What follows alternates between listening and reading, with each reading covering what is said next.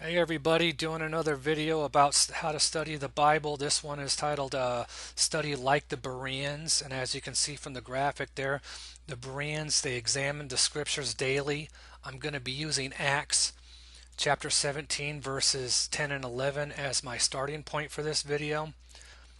Right now, this video, it's talking about the event that we call the rapture, or it's commonly called the rapture. That word's not actually in the Bible, but we'll go ahead and read it. It's talking about the rapture, and this is the Apostle Paul, and he says, "Let no man deceive you by any means, for that day shall not come except there come a falling away first, and that man of sin be revealed, the son of perdition." At any rate, they say after the rapture happens, the people who are left behind, they get another chance. One shall be taken, and the other left. And they'll say, this is the rapture, and the one who's left behind is going to have to go through the tribulation period.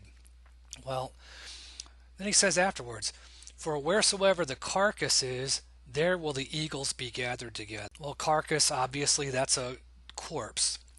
And the people that are going to be gathered together with Jesus are not going to be corpses, obviously. In fact, they're going to be given eternal life. The people who are left behind, Jesus is saying they're going to be carcasses. They're going to be dead. There's no mention of a tribulation period or a second chance for them to get things right. "For yourselves know perfectly that the day of the Lord so cometh as a thief in the night. For when they shall say peace and safety, then sudden destruction cometh upon them, as travail upon a woman with child, and they shall not escape."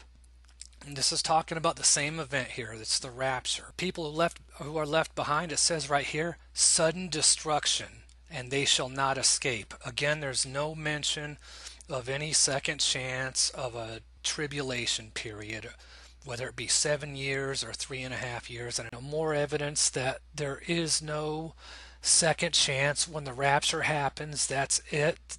Those who are going to be accepted into the kingdom of heaven make it. Everybody else is doomed. Matthew 25 verses 1 through 13 is the parable of the 10 virgins. I'm not going to put the whole thing up here. I'm just going to put "And while they went to buy, the bridegroom came."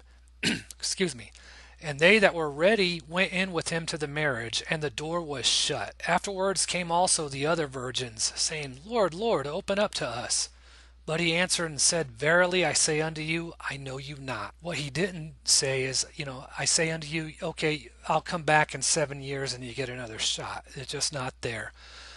Another parable. Again, I'm not going to post the whole thing. In fact, I'm only posting one verse. This is from the key verse here is Jesus saying, "For I say unto you that none of those men which were bidden or invited shall taste of my supper." Again, he doesn't give them a second invitation. There's no second chance after the rapture. One more parable. Okay, this is the parable of the wedding garment. And you can read the whole thing in Matthew 22, 1 through 14, but I'm just going to talk about verses 11 through 13. And this is a man who tried to crash the wedding. "Then said the king to the servants, Bind him hand and foot, and take him away, and cast him into outer darkness. There shall be weeping and gnashing of teeth." You can read the rest of it. There is no second chance. It says, "Let them both grow together until the harvest." This is the wheat and the tares. "And in the time of harvest I will say to the reapers, Gather ye together first of the tares, and bind them in bundles to burn them, but gather the wheat into my barn." Right?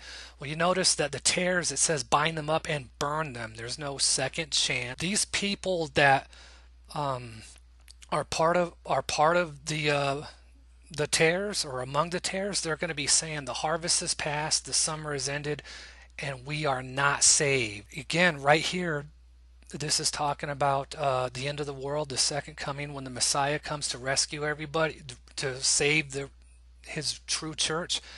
And there's nothing here in Jeremiah. I know I'm just showing you a verse. Go ahead and read the whole thing. There's nothing there that's telling you that these people get a second chance. It doesn't say the harvest is past and we won't get another chance for 7 years. They're dead. They're done.